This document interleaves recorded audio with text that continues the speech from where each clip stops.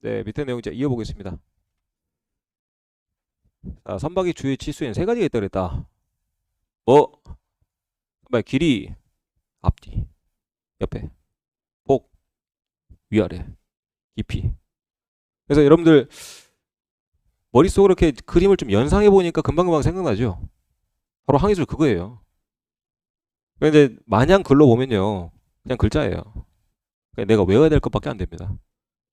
머릿속에서 이렇게 이제 그림이 형상되면 굳이 내가 단어를 안 외우더라도 이게 길이었지, 폭이었지, 깊이였지 이렇게 자연스럽게 생각납니다.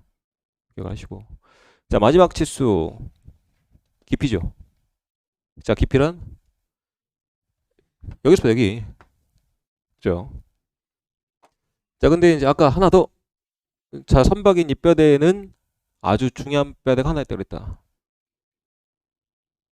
자, 늑골도 중요한 뼈대지만 사람 몸 뭡니까? 머리끝부터 발끝까지 연골이 있다 그랬죠. 그죠? 그래서 이제 요 연골은 제가 이렇게 그리겠습니다. 막대형이야. 자, 요 앞에서부터 이렇게 이제 막대로 쭉 이어진 거 이렇게 모양을 좀 상상하면 되겠다. 이해했나? 막대형을 생각하면 되겠다. 자, 그러면 우리가 이제 선박의 이제 그 깊이라고 하는 것은 적을까요? 그럼 1번 형심이라고 하는 것밖에 없습니다. 그러니까 우리가 선박의 깊이를 말할 때는 깊이가 곧 형심이다. 깊이가 형심이다. 한 개밖에 없어요, 사실. 깊이가 형심이다. 라는 것만 기억하면 되겠고. 아까 이제 여러분들 그러면 좀 더 매칭시켜서 외우기 쉽게 좀 편하게 봅시다. 편하게. 아까 선박의 폭에서 전폭과 형폭이 있었나? 전폭과 형폭이 있었죠. 자, 그러면 여기서 이제 형심이라고 하는 것은 좀 연상을 해보면 연결해 보면 뭘 말할까? 그러니까 뼈대에서부터 길이를 말하겠죠. 그죠? 여기서 말한 뼈대는 요 용골을 말하겠나? 그죠? 그래서 이제 용골 어디에서부터 상면에서부터 알았나? 그러니까 전체 깊이를 하면 여기에서부터 여기까지가 전체 길이를 말하겠지. 알았나? 근데 우리가 형심이니까 어디 뼈대 기준이 되는 뼈대 어디야? 용골. 알았나? 알았죠? 요거 주의해야 돼. 자, 그래서 여러분들이 요 형심에서 캐치해야 될 것은 용골의 상면부터 높이냐, 용골의 하면부터 높이냐, 요거를 좀 캐치를 좀 해야 되겠다. 알았나? 그래서 상면과 하면 이렇게 출제합니다, 사실. 그렇게 출제 기법이 알았죠. 자, 보면 형심이란 자, 선박의 그 선박의 앞뒤 그 중앙에서 자, 용골의 상면 동그라미 어디 상면에서부터 자, 상갑판보도 뼈대인가? 뼈대의 상면, 체크 상면 동그라미. 자, 상면까지 길이를 우리가 형심이라고 한다. 알겠죠? 그래서 둘 다 용골 상면, 갑판보 상면이야. 알았죠? 뭐 하면 이렇게 나오면 안 돼. 잘 기억해 주시고. 이것도 마찬가지로 만재우성 규정에 사용된다. 이 정도만 기억하면 되겠다. 여기까지 주요 지수 끝. 자, 4절. 자, 흡수와 건연 아주 중요한 개념 나옵니다. 자, 좀 지우고 가볼까요?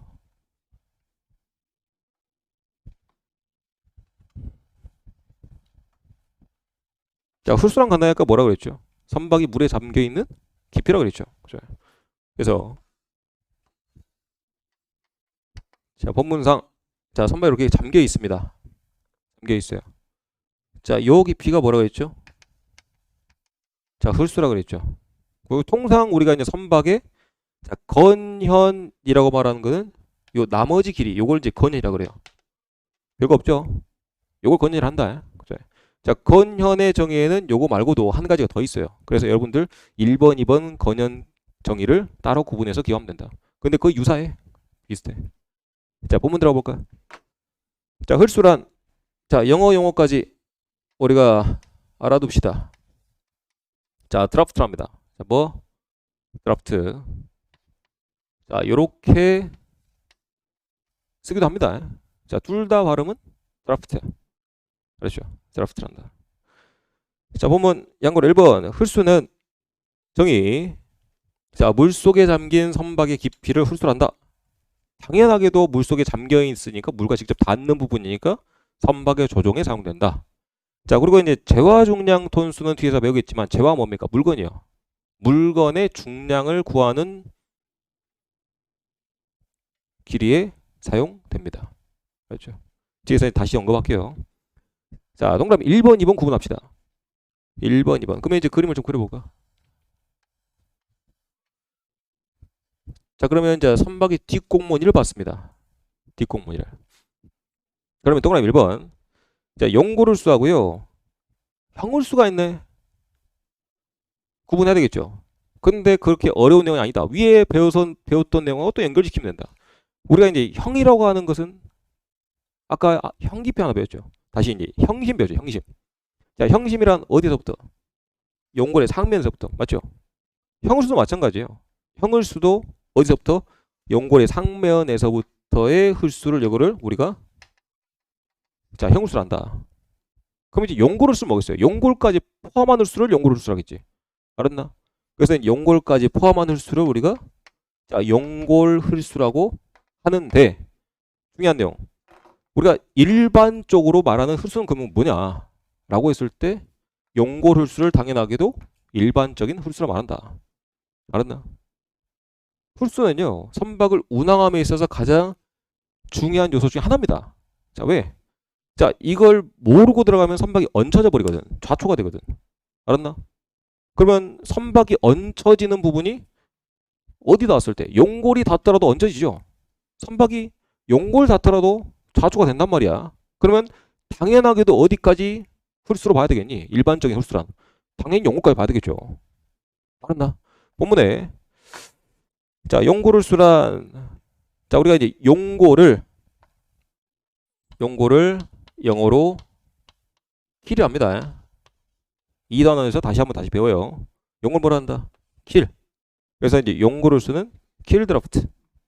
자, 기억에 용골 하면인지 상면인지는 여러분들 문자로 외울 수가 없죠. 그림을 연상하면 된다. 어디? 용골의 하면에서부터 수면까지 길을 말한다.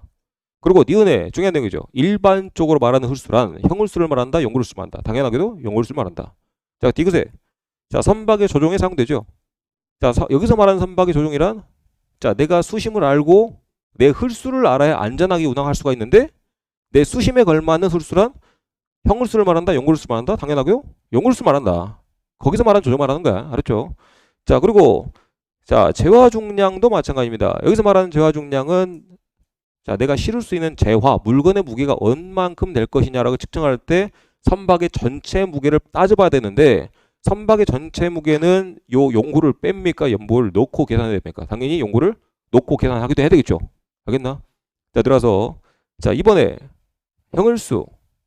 형을수는 뭡니까? 어디지? 용골의 상면에서부터 수면까지 깊이. 어려운 거 없죠? 그래서 여러분들 항상 그림을 연상해라. 그림을 연상해라. 이렇게 하고 자, 양으로 2번 선수 다시 흘수 펴보겠습니다. 선발 위에서 보겠습니다.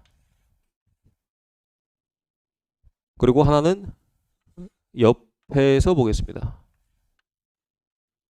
자, 흘수라고 하는 것은 선박 밑바닥에서부터의 높이를 말하죠. 맞나?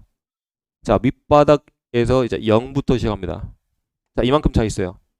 자, 1m가 되겠죠. 예를 들어서 1m 찾고 여기까지였어요. 2m가 되겠죠. 이런 식으로 이제 흘수가 이제 그려져 있는데 그러면 이제 이 흘수는요 좌우 양쪽에도 다 있어야 됩니다. 그래서 선수 양쪽에도 다 있어야 돼요. 왜? 얼마나 왼쪽으로 얼마나 오른쪽으로 기울어졌는가?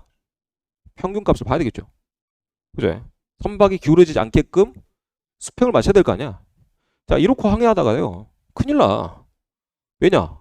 옆에서 파도가 한 번 빵 때리면 그대로 또 넘어가거든. 이게 이제 전복이에요. 알았나? 당연히 선박을 안전하게 운항하기 위해서는 당연히 평행 상태를 맞춰놓고 운항을 해야 되겠죠. 그래서 이제 흘수를 양쪽에서 봐야 되는 거야. 알았나? 자, 그리고 선미도 있습니다. 선미도 있다. 마찬가지겠지만 선박을 이렇게 이제 옆에서 봤을 때 이게 이제 선수 선미야. 선수 선미인데 자, 이렇게 운항하는 선박 봤으면 이렇게 아예 뒤에 잠겨가지고 뭐 잠수함이야? 아니겠죠.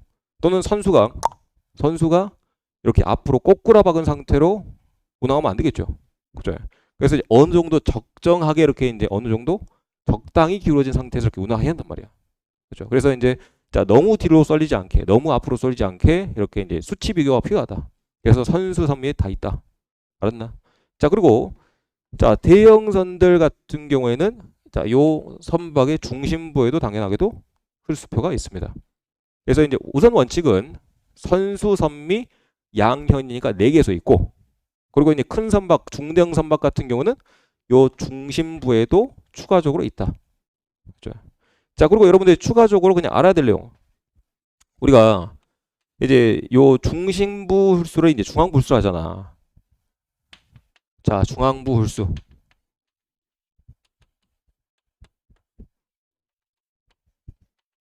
자, 평균 홀수라 하지 않습니다.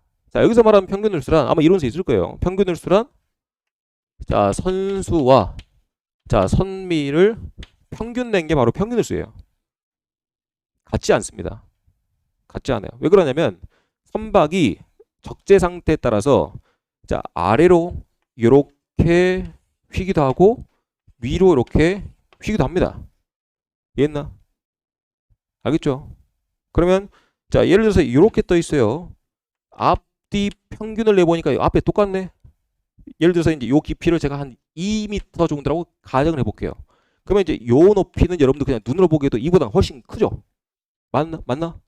이보다 훨씬 크니까 한 3m 정도라서 제가 그냥 가정을 해볼게요. 여러분들 보기 쉽게. 그러면 이제 앞뒤 2m의 평균 당연히 2죠. 근데 중앙부 수는 몇 미터야? 3m가 되겠죠. 같지 않다는 얘기야. 알았나? 같은 의미가 아니야.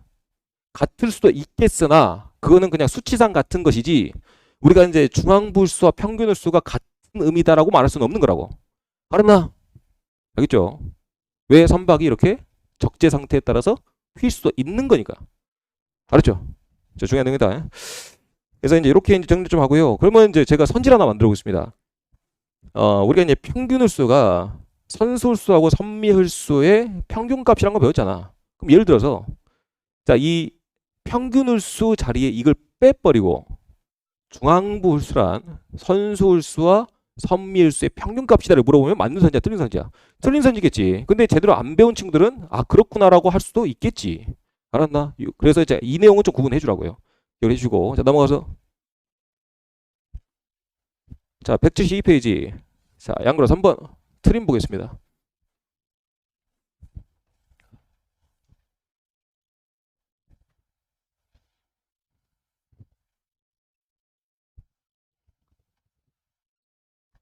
자 트림 순서대로 우선 이제 선미 선수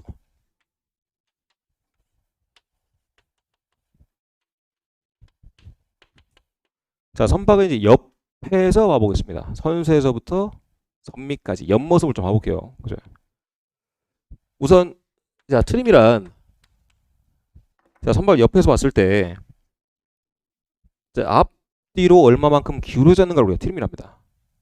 알았죠?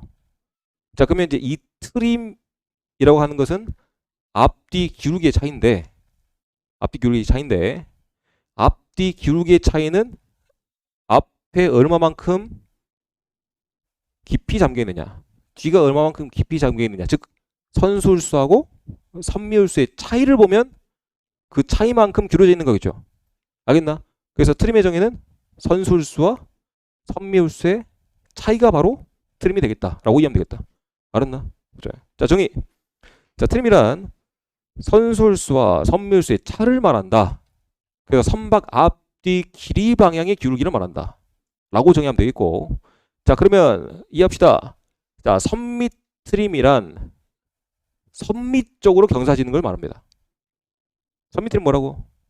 선미 쪽으로 경사져 있는 거. 그러면 저 그림 봐볼까? 그림 다 있죠? 이론서에 다 있으니까. 자 좀 과도하게 그려볼게요. 자 이렇게 선미 트림은 뭐라고? 선미 쪽으로 기울기가 져 있는 트림을 말한다. 그렇죠? 선미 뭐라고? 선박 뒤쪽이야. 그리고 자 선수 트림은 당연히 뭐겠습니까? 선수 쪽으로 앞쪽으로 이렇게 꼬꾸라져 있는 것을 바로 선수 트림을 하겠죠. 그럼 이제 그림으로 다시 자 이런 모습이 되겠나? 실제로 리치는 안 해. 좀 과도하게 그린 거야. 여러분들 눈에 보기 싫어하고요. 그래서 이제 요게 이제 선수 트림이 되겠다. 자, 여기서 등홀수란 뭘 말한다? 같을 등자예요. 알았나? 그래서 자, 선수 트림과 자, 선미 트림이 자, 동일한 상태로 떠 있는 것을 바로 등홀수로 한다. 여기까지 끝. 여기 정의가 되어 있고. 자, 여기서 여러분들이 이제 알아야 될 내용들은 간혹 종종 자, 요 선수 트림일 때의 선박 운항 상태하고 선미 트림일 때의 선박 운항 상태를 비교하는 내용이 많이 출제가 됩니다. 출제가 돼요. 사실 등홀수일 때는 특징이 별로 없어요. 근데 이제 선수 트림일 때, 선미 트림일 때의 특징을 비교해보면 서로 이제 반대됩니다. 반대가 돼요. 그러면 그 말인즉슨 하나만 정확히 이해하면 나머지는 그 반대니까 한 개 특징만 정확히 파면 되잖아. 그렇죠? 자, 들어갑시다. 우선 선미 트림이란 당연하게도 요 선미 홀수가 선수 홀수보다 더 크죠. 그냥 높이로 보더라도 다 크다. 자, 니은 파랑이란 파도를 말합니다. 자, 보세요. 선박은 일반적으로 전진하죠. 파도를 어디서 받고 가? 앞에서 받고 가겠죠. 그러면 앞에서 올라오는 파도가 자, 어디가 더 올라가기 쉽겠니? 당연히 요 아래쪽이 파도가 더 많이 올라오겠죠. 여기는 애초에 높이가 높기 때문에 파도가 잘 올라오지 않는다. 그렇죠? 그래서 파랑의 침입을 줄이는 효과가 있다라고 이제 이런 특징이 있고요. 그럼 반대로 이건 뭐겠습니까? 파랑이 많이 올라온다. 그대로 연결되잖아. 그러니까 서로 묶어서 공부하라고요. 묶어서. 그 위에 가서 자, 타효도 따집니다. 자, 타효라고 하는 것은 보세요. 뒤에 여러분들이 이제 나중에 운용 6단원에서 선박의 조종에서 나올 부분인데요. 타효란 말 그대로야. 타의 효과야. 타의 효과. 그다음에 이제 기본적으로 좀 이해해야 될 내용을 좀 보겠습니다. 선박을 보면요. 뒤에 이제 선미에 이제 프로펠러가 있죠. 프로펠러가 있죠.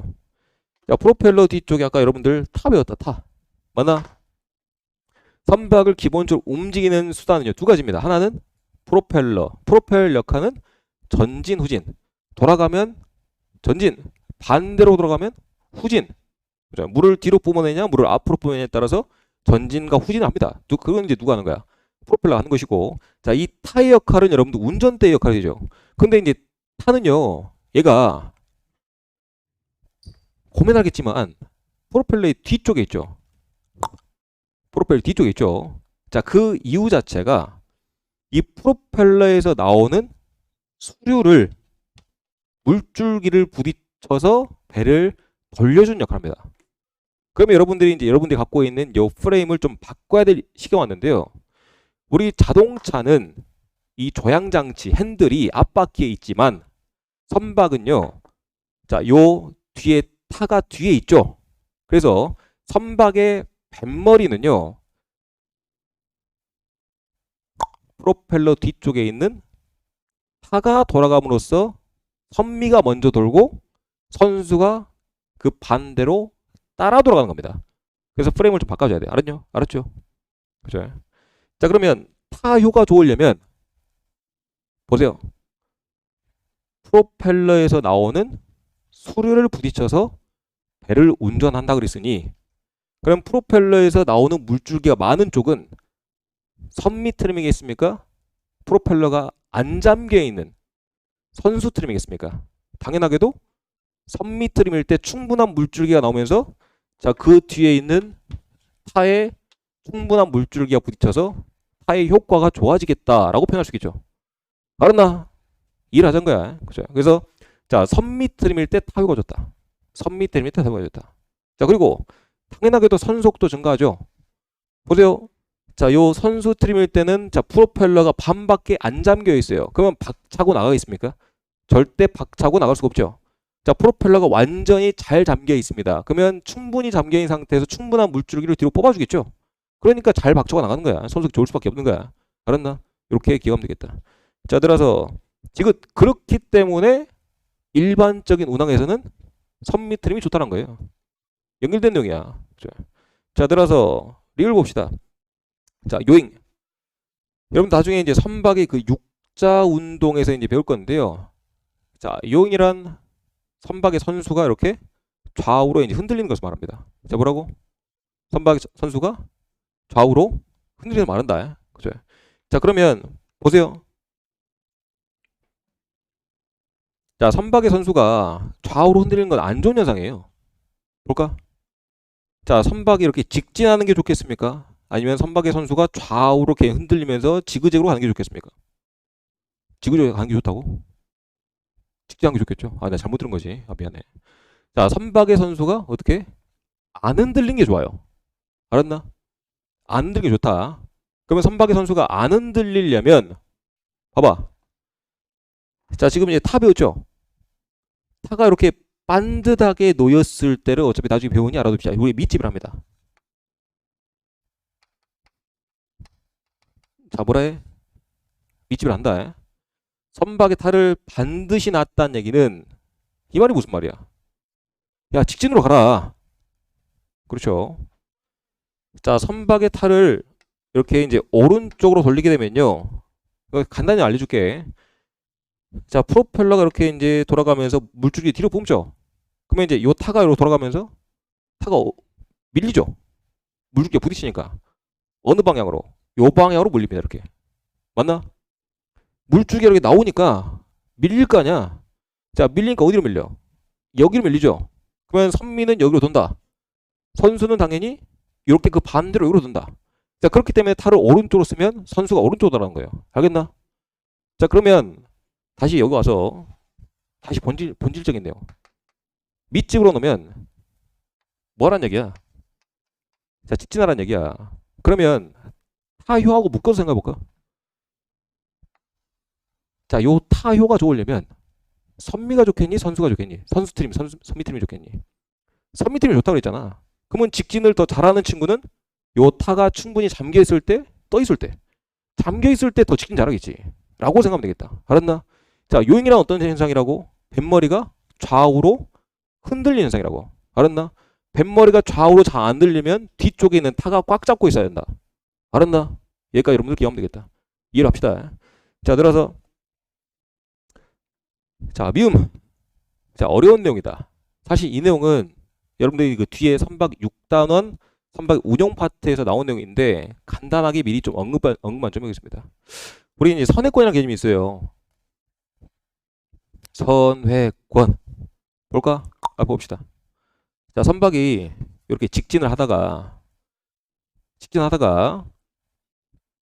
탈을 썼네. 아까 이제 잠깐 배웠겠지만 자, 이렇게 이제 직진을 계속 하고 있다가 이제 타가 밑집이었어요. 여기까지 밑집이었어. 자, 밑집이었다는 얘기는 야, 직진해라라고 이제 직진했겠죠. 직진했을 거 아니야. 자, 그러면 자, 밑집으로 해주고 오다가 직진하다가 여기서 탈을 이렇게 이제 요 시점, 이 시점. 자, 이 시점에 탈을 오른쪽으로 돌렸습니다. 그럼 다시 한번 리마인드. 자, 앞쪽 프로펠러에서 나오는 수력을 밀겠죠. 밀리니까 타가 이쪽으로 끝까지 있으니까 어디로 밀려? 이렇게 밀리겠나? 그러면 이제 타는 어디 붙어 있나? 선미 붙어 있죠. 그러면 선미가 어디로 돌아가? 여기로 돌아가고 선수는 여기로 돌겠나? 맞죠? 그러면 타를 오른쪽으로 쓰면 선수가 오른쪽으로 돌아가는 거야. 그래서 이제 요 선박은요. 자, 앞으로 이제 이렇게 쭉 가다가 이렇게 돌기 시작합니다. 알겠나? 돌기 시작을 해. 그러면 이렇게 360도 돌았을 때 다시 이제 한 바퀴 돌아서 360도 돈 거죠. 이랬을 때 만드는 원의 크기를 선회권이랍니다. 선회권. 그러면 이제 우리가 이제 선박 운항적인 관점에서 선회권이 작을 때 좋냐, 클 때 좋냐라고 생각할 필요가 있는데 선회권이 작은 게 좋을까, 크게 좋을까? 당연히 작은 게 좋습니다. 자, 작다고 하는 것은 이렇게 옆에 자, 동일한 시점에서 탈을 썼을 때 다른 선박이 그리는 선회권의 크기를 비교해보고 양옆을 비교해 볼게요. 이 선박은요, 동일한 시점에 탈을 썼습니다. 이렇게 우연 전탈을 했어요. 근데 이 선박은 빨리 돌았어요. 이렇게 아주 빨리. 그러면 선회권의 크기는 여기가 크고 여기는 작겠죠. 그죠? 그러면 우리가 이제 왜 좋냐고 하냐면 주로 이제 우리가 탈을 급하게 쌀 때가 있어요. 탈을 급하게 써야 될 때. 주로 이제 그 위험물 회피에 탈을 쓰겠죠, 당연히. 또는 뭐 변침할 때도 우리가 이제 침로를 변경할 때도 당연히 탈을 쓰겠지만, 그렇지. 진로를 변경할 때도 탈을 쓰겠지만, 언제? 앞에 위험물이 있을 때 앞에 도로 한가운데 앞에 위험물이 있을 때 우리가 핸들 꺾듯이 우리가 이제 이렇게 배를 한 바퀴 돌리는 것은 위험물이 있으니까 그럴 수 있다는 얘기야. 보세요. 쭉 와서 얘를 좀 더 작게 그려볼까? 오케이. 좀 더 작게 그렸다. 자, 위험물이 같은 위치에 이렇게 있습니다. 같은 위치에 있어요. 결국 위험물과 부딪히는 친구는 이 왼쪽 친구겠죠. 자, 그래서 배가 빨리 도는 게 좋다는 얘기야. 알았나? 자, 그러면 봐볼까? 우리가 이제 선미 트림하고 이제 선수 트림을 이제 비교를 할 때 나중에 여러분들이 이제 그 흡수의 차이도 배우겠죠. 우선 여기서는 선수 트림과 선미 트림의 차이만 보자고요. 나중에 뒤에서 정확히 배운다. 그러면 이제 선수 트림하고 이제 선미 트림에 있어서 이렇게 생각해 볼까? 제가 이제 아까 이제 선박의 운항적인 관점에서 배를 돌리는 것은 선수가 돌아가는 것이다, 선미가 돌아가는 것이다. 선미가 돌아가는 것이다. 자, 그러면 선미 트림과 선수 트림이 있는데요. 그러면 이제 아주 일반적인 상식적인 예로 해볼게. 왜 선미로 기울였겠습니까? 뒤에 뭘 많이 실었겠지. 내가 뭘 좀 어려운 걸 물어본 것 같았어요. 아주 쉬운 얘기를 하고 있는 거야. 자, 왜 선수로 기울였을까? 앞에 뭘 많이 실었으니까. 맞겠죠? 그러니까 뒤쪽에 많이 실었으니까 뒤쪽에 기울였을 것이고 앞쪽에 많이 실었으니까 앞쪽에 기울였겠죠. 그러면 여기 와서 자, 우선 선미 트림 생각해봅시다. 선미. 자, 선미 트림이란 뒤쪽이 무겁잖아. 여러분들 그냥 상식선에서 생각합시다. 상식선에서. 자, 요 타가 힘을 쏘고 있는데요. 얘가 무거워. 뒤쪽이. 빨리 돌아갈까? 안 돌아가겠죠. 굼뜨단 말이야. 무거우니까. 응? 보세요. 밀고 있는데 자, 요 선미를 옆으로 밀려고 하는데 타가 이제 힘을 받았으니 밀고 있어요. 프로펠러에 이제 수저가 부딪혀서 밀고 있는데 무겁단 말이야. 빨리 돌아가겠나? 안 돌아가겠죠. 안 돌아가고 이제 천천히 굼뜨게 천천히 돌아가니까 지금 이렇게 큰 원을 그리는 거예요. 알았나? 그래서 이렇게 이제 큰 원을 그리는 것은 무슨 트림? 선수 트림과 선미 트림 중에 선미 트림이 되겠다. 자, 그리고 자, 선수 트림 생각해볼까? 자, 선수 트림에 있어서 선수 트림이란 앞쪽이 좀 무거워서 앞쪽으로 기울어진 선박의 선수 트림이죠. 그러면 다시 팔을 썼단 말이야. 팔을 써서 이제 뱃머리 다시 자, 선미가 돌아가게끔 이렇게 힘을 쓰고 있어요. 밀고 있어요. 밀고 있는데 뒷공무니가 가볍네. 어떻게 했어요? 툭 치면 획 하고 돌아가겠죠. 자, 그렇기 때문에 획 돌아가니까 이렇게 작은 원을 그리면서 돌아가는 것이다. 알았나? 그래서 자, 선미 트림과 선수 트림을 비교할 때는 선행권이 더 작은 것은 뭐가 되겠다? 당연히 선수 트림이 더 작게 되겠다. 요 위아래 비교해 주세요. 알았나? 그래서 일반적인 예를 좀 해봤습니다. 그래서 이제 1번에 동그라미 1번에 자, 미음 그리고 동그라미 2번 선수 트림의 미음 두 개 제가 비교한 거야. 자, 그리고 동그라미 2번 갑시다. 자, 선수 트림. 오케이. 자, 들어가기 전에 자, 영어 용어까지 같이 읽어봅시다. 자, 선미 트림 뭐라 그러죠? 트림 바이 스턴이라고 그러죠. 자, 봅시다. 요 선수를 헤드를 합니다. 나중에 배우겠지만 자, 바우라고 돼요. 기억하시고 자, 선미를 자, 스턴이랍니다. 그래서 트림이 어디로 져 있다? 스턴으로 져 있다. 트림 바이 스턴. 자, 그리고 그 밑에 자, 선수 트림은 트림이 선수로 져 있죠. 트림 바이 헤드가 되겠다. 기억하시고 자, 기억이 아까 이제 봤던 내용이고요. 자, 니은에 비교된 내용이죠. 당연히 파랑이 많이 올라온다. 그리고 파랑이 많이 올라오고 많이 부딪히니까 어떻게 했어요? 선속이 당연히 감소하겠죠. 그렇죠? 많이 부딪히니까. 자, 디귿에 선미 안정성이 없다는 얘기는 뒤쪽에 떠 있다는 얘기예요. 뒤쪽에 충분히 가라앉아 있어야 우리가 안정성이 있다 표현하잖아. 그러니까 무게감이 있는 거지. 근데 무게감 없이 떠 있잖아. 그러니까 안정성이 없겠죠. 안정성이 없으니까 어떻게 한다? 타요도 좋다. 아, 좋다. 자, 내려와서 밑에 리을. 요거는 새로운 내용이다. 봅시다.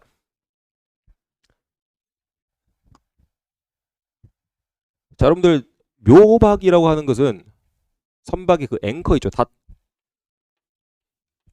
자, 얘. 자, 얘를 선수에 이렇게 달고 다닙니다. 선수에. 자, 선박을 이렇게 이제 주차시켜 놓는 방법은 뭐 여러 가지가 있겠지만 가장 대표적으로 아까 이제 그 육상 부두에 이렇게 선박에 개선줄을 메어서 이렇게 이제 주차시켜 놓는 방법이 있고요. 그리고 이제 부두 말고도 자, 우리 바다 한가운데 이렇게 해저에다가 닻을 떨어뜨려 놓고 밧줄을 내어서 선박을 잠깐 이렇게 멈춰 놓는 방법이 있어요. 알겠나? 자, 그러면 다시 원문 와서 자, 닷을 내려놓고 밧줄을 쭉 내어서 자, 선박을 이렇게 이제 잡아두었습니다. 자, 이거를 우리가 자, 정박이라 그래요. 자, 뭐란다? 정박을 하는데 자, 정박을 했을 때 여기 이제 닷줄이 이렇게 이제 닷줄이 이렇게 내졌잖아요. 근데 우리가 이제 그 선박을 이렇게 이제 미는 힘이 여러 가지 있다. 외력이라 하는데요. 통상 이제 다 모두 통틀어서 외력이 하는데 자, 외력에는 여러 가지가 있겠죠. 뭐 바람도 있겠고 조류도 있겠고 그죠? 그러면 이제 바람과 조류 방향이 계속 일정할 수는 없겠죠. 어느 순간 이렇게도 불었다가 이렇게도 불었다가 이렇게도 불었다가 이렇게도 불었다가 계속 바뀌겠죠. 시시각각. 자, 그러면서 이제 요 선박은 계속 요 닻을 놓은 중심으로부터 이렇게 계속 이제 회전한단 말이야.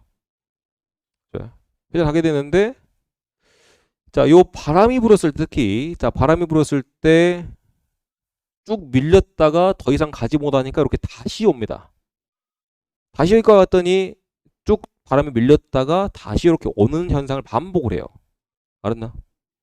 어쨌든 요 중간에 다시 잡고 있으니까 이렇게 쭉 계속 벗어나지 못할 거 아니야. 알았나? 그래서 자, 쭉 바람이 밀려났다가 다시 잡고 있으니 다시 이렇게 오고 닷을 말한 앵커 잡고 있으니 그러면 이제 요 현상을 이제 그림으로 좀 그려보면 요렇게 팔자 운동을 하면서 계속 운동을 합니다. 알겠나? 그러면 이제 여기서 봐야 되는 게 여기 이제 스윙이라는데요. 스윙 커질 때가 있어요. 언제? 바람이 많이 불 때. 바람이 적게 불면 이렇게 살포시 이렇게 있단 말이야. 천천히 바람이 적게 불 때. 상상을 해봐. 막 감정 이입해봐요. 막 상상해봐. 바람이 세게 불어. 웅 이렇게 되겠죠. 바람이 안 불어. 이렇게 되겠죠. 자, 근데 요 밧줄에 묶여 있는 부분이 어디야? 선수죠. 그럼 또 생각해 봅시다. 두 가지 케이스인데 자, 하나는 앞쪽이 무거운 케이스하고요. 하나는 뒤쪽이 무거운 케이스입니다. 하나는 앞쪽이 무겁고 하나는 뒤쪽이 무겁습니다. 똑같은 원리로 이해하면 되겠는데요. 자, 선수가 움직일 때요. 선수가 무거워. 빨리 움직일까? 천천히 움직일까? 천천히 움직였죠.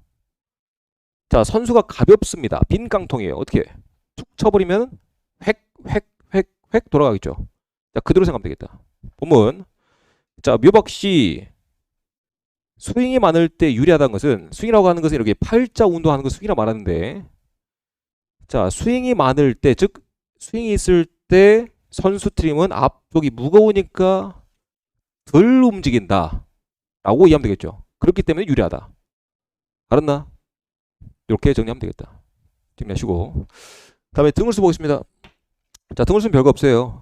자, 선수을수하고 선미을수가 같은 상태를 등을수라는데 자, 등을수를 이용하는 사용처만 기억하면 되겠다. 언제? 수심이 얕은 곳. 언제입니까? 우리가 특히 입거하러 들어갈 때. 그래서 이제 입거 시에 유리할 때라고 생각합니다. 우리 이제 입거, 그러니까 요거요. 이제 이론서에 얕은 수역을 항해할 때나 입거할 때에 유리하다 그랬는데요. 입거할 때도 수심이 엄청 얕습니다. 얕아요. 그래서 이제 최대한 선박의 무게를 덜고 가요. 줄여놓고 들어갑니다. 알았죠? 자, 들어와서 밑에 여러분들 이론서에 자, 그림이 이제 그려져 있는데요. 여기서 여러분들이 이제 알아야 될 내용 중에 하나가 자, 흘수표를 읽을 줄 알아야 됩니다. 자, 뭐 할 줄 알아야 된다고? 흘수표를 읽을 줄 알아야 된다. 자, 그러면 이제 이론서에 나와 있는 대로 제가 이제 그림을 하나 좀 그려볼 건데요. 자, 여기 밑바닥에서부터 0m부터 출발한다 그랬죠. 0m, 뭐 1m, 2m, 3m, 3m, 5m 이렇게 쭉 올라올 거야. 자, 그러면 자, 이론서 기준대로 5m. 자, 5m라는 숫자가 있습니다. 자, 그리고 자, 그 위에 자, 2가 있고요. 좀 크게 그릴게. 이거 이제 위에 없다 생각하면 돼. 없다 생각하고 자, 4란 숫자가 있습니다. 이거 이제 생략된 거야. 생략되고 자, 5m. 그대로죠. 자, 그러면 지금 수면이 어디까지 차 있나? 자, 4. 자, 위까지 차 있나? 그죠? 우리가 이제 흘수는요. 보세요. 이제 숫자 있잖아. 숫자 아래를 기준으로 합니다. 어디 기준으로? 숫자 아래 기준으로. 그러면 자, 요 수면이 숫자 5m 아래에 걸쳐져 있다. 요 밑에서부터 여기까지 높이가 몇 미터라는 얘기야? 5m라는 얘기가 되겠다. 홀수가. 알았나? 자, 알아둡시다. 그리고 요 글자 크기는 10cm입니다. 몇 cm라고? 10cm. 몇 cm? 10cm야. 그러면 이제 요 수면이 여기 5m 위에 상단까지 걸쳐져 있다. 그럼 홀수가 얼마라는 얘기야? 5m 10cm라는 얘기가 되겠죠. 이거 5m를 생략할게요. 그러면 예를 들어서 이제 5m 자, 중간에 걸쳐 있다. 얼마입니까? 5m 5cm가 되겠죠. 자, 그러면 자, 여기 이미 다시 위 2란 숫자 그 하단에 걸쳐져 있습니다. 하단에. 여러분들 이제 그림 보면 알겠지만 그 위에 이제 그 6m가 있잖아. 그러면 요 가운데에는 2, 4, 6, 8은 멀리 매가 있어요. 10cm 단위로 말하겠지. 알았나? 그러면 이제 요 2라운 숫자는 몇 cm? 20cm가 되겠나? 그럼 여기서 이제 여러분들 한 번씩 헷갈려하는 거. 5m라는 숫자고요. 2라는 숫자, 5m라는 숫자와 그 바로 위에 있는 2라는 숫자에 그 중간에 홀수선이 걸쳐져 있다라고 있을 때 이때 홀수는 얼마인가 묻습니다. 그럼 얼마야 지금? 여기는 자 5m 10 중간이니까 5가 되겠죠. 15cm 이거야. 근데 여러분들이 이제 항상 하는 실수 열에 한 명 정도는 이 실수 합니다. 이거 쉽네? 쉽네라고 하다가 이렇게 안 그리고 문제를 풀다가 실수하는 친구도 있어요. 안 그리고 하다가 자 여기서 팁 실수 안 한 팁 뭐 해라? 홀수 문제가 나오면 반드시 그려라. 그려라. 여러분들이 처음에 쉽다라고 생각했던 문제는 나중에 여러분이 시간 남더라도 검토해야 하네? 안 해. 그대로 틀리는 거야. 여러분들이 시험 끝나고 다시 시험 문제를 쫙 한 번 다 풀어보고 나서 10분이고 20분이고 시간이 남았을 때 다시 한번 검토해볼 문제는 여러분들이 어렵다라고 생각했던 문제지 절대 이런 쉬운 문제는 절대 검토 안 한다. 그대로 틀리는 것이다. 알았나? 근데 여러분들이 이런 실수를 줄여가야 고득점 할 수가 있다. 알았죠? 이건 시험장 가서 여러분들 기본적인 마인드입니다. 기억하시고. 그래서 요거 이제 해야 된다. 그래서 이제 이론서에는 요거 이제 숫자 4 위에 걸쳐져 있으니까 홀수가 얼마입니까? 여기가 이제 40이니까 글자 크기 10cm니까 더하면 50이 되겠죠. 그죠? 그래서 여기까지 잘 구분해 줘야 되겠다. 자, 2번. 자, 만재 홀수선 나옵니다. 자, 만재 홀수선은 여러분들 이제 간단히 제가 구두로 언급을 했죠. 자, 간단하게 뭐라고 했습니까? 과적 방지선이야. 자, 과적 방지선이 되겠다. 자, 선박의 항행 안전을 허용하는 자, 최대 홀수선이 되겠다. 그래서 자, 계절 해역 선박에 따라 다르다. 중앙부 양현 체크. 어디에? 선박의 중앙부 양현에 표기되어 있습니다. 알았죠? 그래서 이제 여러분들 그 만재홀수선 표는요 오른쪽 173페이지로 오면 자 그림은 잘 나와 있죠. 옆에서 추가적으로 설명 좀 드리도록 하고 자 건현 갑시다.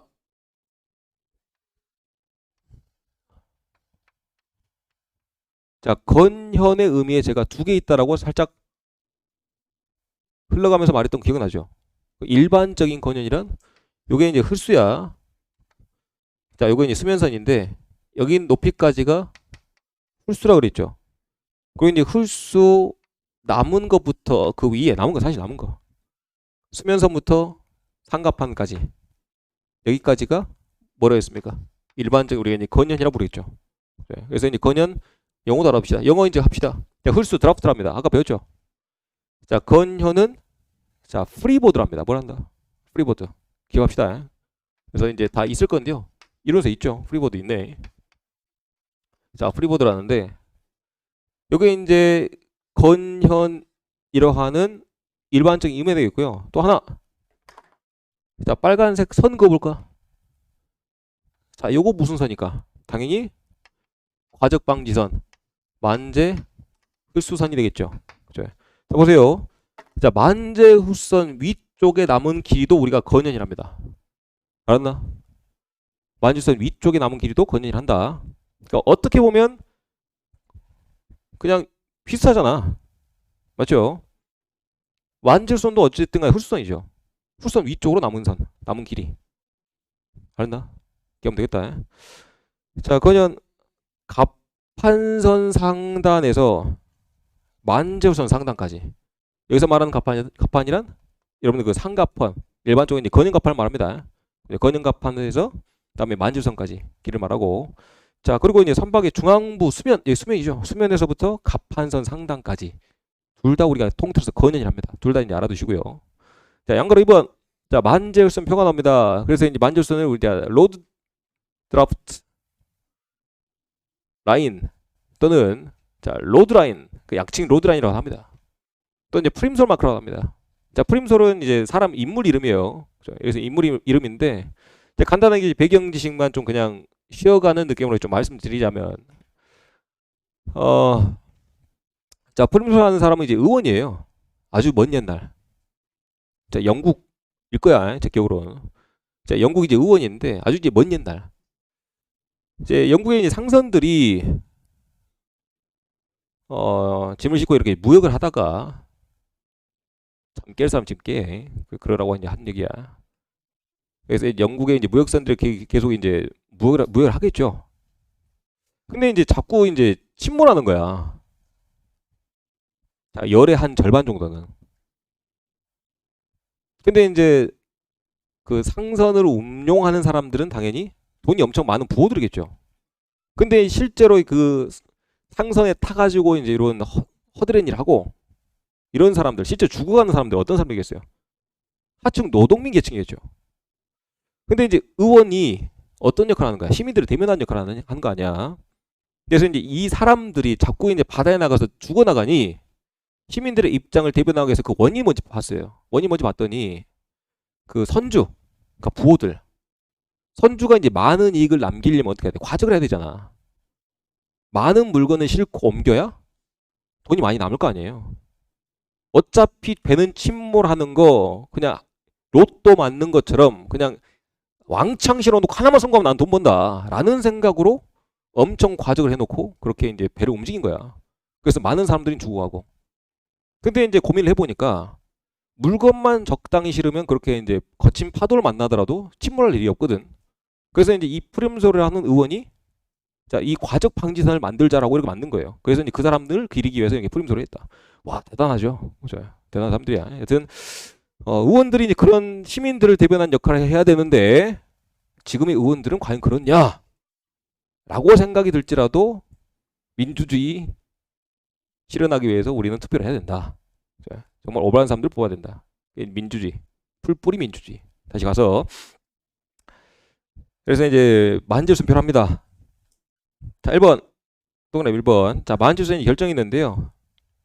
자, 기억에 자, 건현갑판을 기준으로 동그라미 우선 이제 하기건현이라는 표현이 납니다. 하기건현. 하기 동기라고 하기라고 함수라고 해수라고 하기라고요. 그죠? 자, 하기건현 체크. 자, 하기건현. 자, 하기입니다. 자, 여러분들 이제 표를 좀 먼저 설명을 좀 드리고 갈게요. 자, 선발 이제 대강 그려보고요. 그려보고 선발 중심부야. 제가 이제 빨간색 선을 그렸지만 여기 여러분들한테 이제 좀 알기 쉽게 좀 알려드리기 위해서 이제 빨간색 선을 그렸고요. 만재선표는 실제로 선박의 중앙에서 이렇게 이제 그 원표로 그려져 있습니다. 뭐라고? 원표로. 그래서 이제 홀수가 여기 여기까지가 한계선이라 표현이야. 여기 이제 만지순표인데, 근데 이제 요게 있어요. 뭐냐면 여러분 상식적인 생각을 해볼게. 같은 무게를 할지라도 그 물의 상태에 따라서 선박이 더 가라앉고 뜨는 정도가 달라요. 알았나? 자, 무슨 말이냐면 오케이, 한 가지 여러분들이 이제 헷갈릴 수 있으니까. 첫 번째, 선박의 홀수를 변화하게 하는 요소는 가장 주된 요소가 이제 무게입니다. 당연하겠죠. 자, 여기에 대해 무게를 이렇게 실으면 당연히 선박이 가라앉겠죠. 덜어내면 뜨겠죠. 그죠? 근데 이제 두 번째, 요거 이해를 좀 해야 돼. 요거 이해 못 해가지고 막 선생님 찾아오는 분들이 있는데요. 잘 이해해 줘야 돼요. 자, 동일 무게지만 뭐라고? 동일 무게지만 자, 홀수 변화가 발생할 수 있다. 홀수 변화가 발생할 수 있다. 마치 이거 생각하면 돼요. 여러분들이 한쪽에 배라 생각하고요. 수영장에 있을 때하고 바닷물에 있을 때 생각해 보세요. 어때요? 여러분들의 몸무게는 똑같지만 수영장에 있을 때는 더 가라앉고 바닷물에 가면은 더 뜨겠죠. 그 차이란 얘기야. 알았죠? 알았죠? 첫 번째 요소가 뭡니까? 자, 담수냐? 자, 담수라고 하는 것은 여러분 강물 따위로 말해. 소금기가 없는 물. 담수냐? 또는 자, 해수냐에 따라. 알았나? 자, 그리고 또 하나. 자, 온도에 따라서 선박이 더 뜨기도 하고 가라앉기도 한다. 알았나? 자, 그 이유는요. 여러분들이 이제 물은 온도에 따라서 그렇게 이제 막 부피 변화가 큰 건 아닌데요. 물도 가장 잘 뭉쳐가지고 제일 무거워질 때가 있습니다. 몇 도씨일 때? 4도씨일 때. 몇 도씨일 때? 4도씨일 때. 4도씨일 때 가장 잘 뭉쳐 있어요. 가장 잘 밀집되어 있습니다. 그러면 가장 잘 밀집되어 있다는 얘기는 어떤 얘기야? 밀집되어 있으니까 뭔가 들어왔을 때 잘 밀집되어 있으니까 밀어내는 힘도 크겠죠. 이해했나? 자, 그래서 이제 물이 차가울 때 어떻게 된다? 선박은 더 뜬다. 알았죠? 너무 쉽나? 마찬가지야. 소금물에서도 선박이 더 잘 뜨는 이유는 뭐야? 물 속에 물 안이 이만큼 있는데 그 안에 뭔가 더 집어넣었어. 소금을 넣었어. 그러면 이 같은 부피 속의 물에 뭔가 좀 더 잘 밀집되어 있겠나? 맞죠? 물 안에 그냥 물이 있는 것과 소금을 넣은 물과 뭐가 달라요? 밀집되어 있는 정도가 다르다. 밀집되어 있는 정도 다르니까 위에 배가 뜨더라도 뭔가 더 잘 밀쳐내겠죠. 왜? 지들끼리 뭉쳐야 되니까. 알았나? 자, 그래서 이제 같은 이치로 생각해보면 물이 차가울 때 배는 더 뜬다. 그리고 해수일 때 배는 더 잘 뜬다. 라고 기억하면 되겠다. 알았죠? 정리됐나? 자, 그러면 여기 연결해가지고요. 요게 이제 기본적인 이제 만재우선표고요. 이걸 이제 원표랍니다. 자, 원표라고. 제가 말했다시피 요거 중요한 거야. 여기서 그려지는 표들은 이게 전제야. 동일 무게지만 선박에 항해하는 그 액체의 상태에 따라서 선박이 더 뜨고 가라앉을 수 있기 때문에 그 선 기준이 달라지는 거야. 알았죠? 알겠나? 자, 그래서 요 원표의 기준이 되는 선은 우리가 이제 하기 괄호 해수 상태일 때를 말합니다. 자, 왜 하기냐? 자, 지구를 봤을 때요.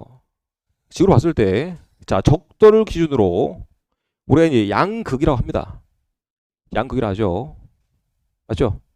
자, 일반적으로 대륙들, 사람들이 살고 있는 대륙들은 어디 모여 있냐? 요 적도 양 위아래로 모여 있어요.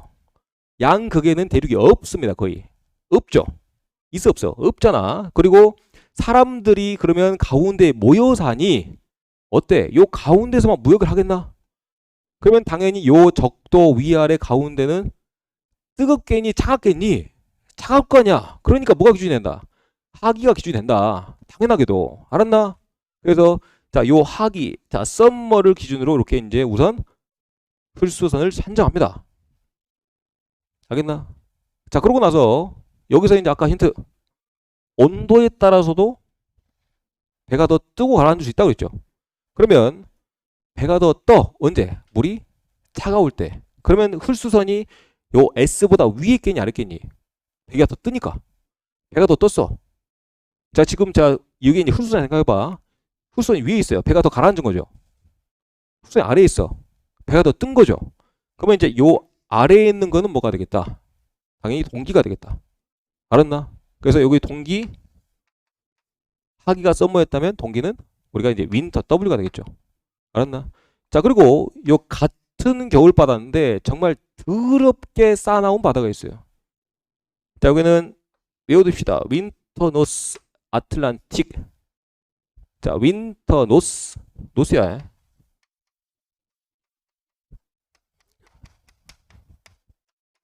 자, 이게 이제 북대서양입니다. 어디라고? 북대서양 동기 개념표야. 알았죠? 자, 윈터 노스 아틀란틱인데요. 여기는 일반적인 요 동기 거년표보다 더 아래에 있어요. 더 아래에 있다. 그 이유는 여기는 파도가 너무 심해. 그래서 좀 더 안전을 확보하라는 의미에서 기준선을 좀 더 아래로 떨쳐버린 거야. 알죠? 자, 여기 갑시다. 그리고 여기까지 모두 해수입니다. 해수. 알았나? 자, 그 위에 하나 더 있다. 자, 하기보다 더 뜨거운 곳 어디입니까? 아예 적도 한가운데. 어디야? 열대겠죠. 그래서 이제 그 위에 자, 트로피컬. 알았나? 그래서 온도에 따라서 선박이 잘 뜨기 때문에 맨 아래 있고, 그러면 온도가 높아질수록 점점 가라앉겠죠. 그죠? 가라앉는다. 그래서 하기 그 위에 이제 열대가 있다. 열대. 그리고 자, 여기까지 모두 해수죠. 이제 왼쪽에 있는 표는 당연히 제가 이제 담수가 되겠죠. 담수. 그래서 이제 담수 옆에 트로피컬 옆에 이제 프레쉬가 됩니다. 프레쉬. 다만 여기는 여러분들 이제 그 하기 담수인데요. 앞에 이제 S가 숨어 있다 생각하면 돼요. 하기 담수야. 왜? 항상 하기가 기준이었으니까. 자, 하기 담수. 그리고 이제 그 위에는 자, 하기 담수 위에니까 트로피컬 프레쉬가 되겠죠. 자, 이렇게 이제 기억할 필요가 있다. 정리됐나요? 자, 보면 자, 그래서 이제 우선 표를 보면요. 자, 이렇게 이제 원표가 있고요. 자, 그 옆에 이제 이렇게 이제 열쇠표랍니다. 열쇠표라고. 자, 그리고 자, 그 위에 요 갑판선이라는 게 있어요. 자, 갑판선이라는 게 있는데, 자, 그럼 상상을 해볼까? 자, 물이 요만큼 찼어요. 이게 이제 만재우선까지 찼잖아. 자, 갑판선까지는 뭐야? 밀봉된 거예요, 선박이. 그러니까 이 정도만큼의 부력은 유지하라는 얘기야. 알았나? 그게 이제 바로 만재hu선의 내용이야. 부력이 있어야 배가 뜰 거 아니야. 알았죠? 그래서 이 정도만큼의 부력은 유지해라. 그 부력을 유지하는 그 높이의 기준선, 그게 이제 바로 갑판선이에요. 알았죠? 그래서 여기까지 밀봉된 선박이 밀봉된 기준선이다. 자, 그런 의미에서 정리. 자, 만재hu선은 세 부분으로 구성되어 있다. 어떤 세 부분? 자, 원표, 열쇠표, 다음에 갑판선까지 이렇게 세 부분으로 구성되어 있다. 알죠? 정리하시고. 자, 본문 갑시다. 자, 위에서부터 이제 기본적인 내용부터 할게요. 자, 기억에 아까 이제 건연갑판이 여기 이제 갑판선 기준이야. 건연갑판을 기준으로 자, 뭐라고? 야, 무슨 계절? 무슨 계절? 항상 어디가 기준이야? 하기지. 그렇지. 잘했죠. 하기. 열대 아니죠. 동기 아니죠. 자, 하기 건연을 기준한다. 자, 니은 암기가 됩니다. 암기 국내법 기준이에요. 국내법에 이런 선박의 안전과 관련된, 이거 안전이죠. 다 안전이야. 선박의 안전 운항을 위한 내용들이야. 자, 선박의 안전과 관련된 기준을 정한 국내법이 있습니다. 선박이 아니 그대로 선박 안전법이야. 선박 안전법상에 국제 항해를 하는 선박은 요 만재hu선은 그래야 돼요. 이 말은즉슨 선박의 길이와 상관없이 국제 항해를 한다면 무조건 해야 된다. 그리고 두 번째, 자, 선박 길이가 12m. 12m 암기해줘야 돼. 12m 이상이 되면 만재hu선을 그려야 한다. 알았죠? 자, 그리고 내려와서 원칙은 뭐야? 12m 이상이면 그래 하지만 그럼 반대로 생각하면 12m 미만은 안 그래도 되겠나? 맞죠? 10m 이상만 그래야 되니까. 그러면 12m 미만 중에서도 얘네들은 위험하니까 과정은 안 된다. 그래서 무조건 안전을 지켜야 된다. 라고 생각하는 선박들이 있어. 어떤 선박? 여객선과 위험 항공관 선박. 얘네들 사고 나면 재앙이거든. 그러니까 얘네들은요 항상 어느 법을 가든 간에 요건이 강화되어 있어요. 규정이 강화되어 있습니다. 얘 둘들은 알았죠? 여객선과 다음에 자 위험 항공관선 알았죠? 그래서 이 여객선도 마찬가지예요. 이 여객선이 이제 그 10명 탈 수 있는 선박에 뭐래 뭐 다른 나라 이제 그 진짜 막 후진국 나오면 막 밀항을 하는 선박도 있거든. 난민들 옮겨다 주고. 근데 이제 10명 타는 선박에 막 100명, 200명 타가지고 그게 이제 막 과적 아니야. 그래서 이제 그 200명이 몰살되는 경우가 정말 허다해요. 지금도 그래요. 지금 현대 이 시대도 그렇습니다. 지금도 그럴 거야. 지금 이 순간에도 어디에서는 이렇게 이제 그 10명, 200명, 10명 타는 선박 200명 태워서 지금도 이렇게 침몰한 선박들이 존재할지도 몰라요. 지금도 그렇습니다. 그렇죠. 그래서 요거는 특히 여객선, 위험 운반선은 반드시 길이 상관없이 그린다고 생각하면 되겠다. 알았죠? 자, 따라서 밑에 만지선 표시 보겠습니다. 자, 기억에 요거 어디 그린다? 선박의 중앙에 중앙 체크. 자, 그리고 아주 중요한 내용. 항구적인 방법으로. 아까 제가 말했잖아요. 요 표가 존재해야 될 이유는 요거 없으면 선박의 주인들이 좀 더 많은 이익을 취하기 위해서 과적해버린다고 그랬죠. 그래서 요거를 그냥 단순히 자 페인트로 그리면 어떻게 돼? 페인트 살짝 지웠다가 다시 칠하고 그렇게 꼼수를 쓰겠죠. 그럼 된다 안 된다? 안 된다. 그래서 용접으로 이렇게 이제 양각으로 해버립니다. 양각으로 용접으로 이렇게 튀어나오게끔 완전히 이렇게 이제 영구적인 항구적인 방법으로 새겨버린단 말이야. 거기다가 이제 튀어나온 부분을 이 다른 외판과 구별된 색깔로 또 돋보이게 또 그렇게 칠해버려요. 그래서 제가 옛날에 탔던 선박은 선박의 전체 색깔이 빨간색이었는데 아주 빨간색. 근데 생각해보니까 빨간색 하면 선박을 유지하는데 좋아. 왜? 녹이 나도 티가 안 나거든. 여튼 이제 빨간색 선박들이 여러분들 해상 나가보면 정말 많다. 흰색 선박은 눈 씻고 찾아봐도 해경선 정도밖에 없을 거예요. 그래서 해경 보면요, 뭐 노후선이야, 뭐 유령선이라 보면 좀 보고 있으면 좀 그래요. 여튼 다시 와서 자, 이 빨간색 외판에다가 흰색이 됐든지 또는 검은색이 됐든지 구별되는 색깔로 이렇게 표를 그려줍니다. 그렇죠? 그래서 이제 외판과 구별되는 색깔로 해야 되고요.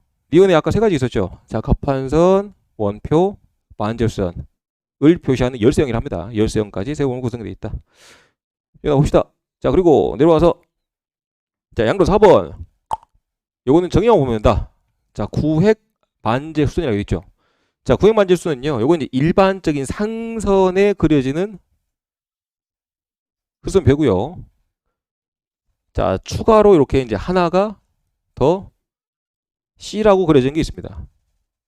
어디에? 여객선에. 어디에? 여객선에. 그죠?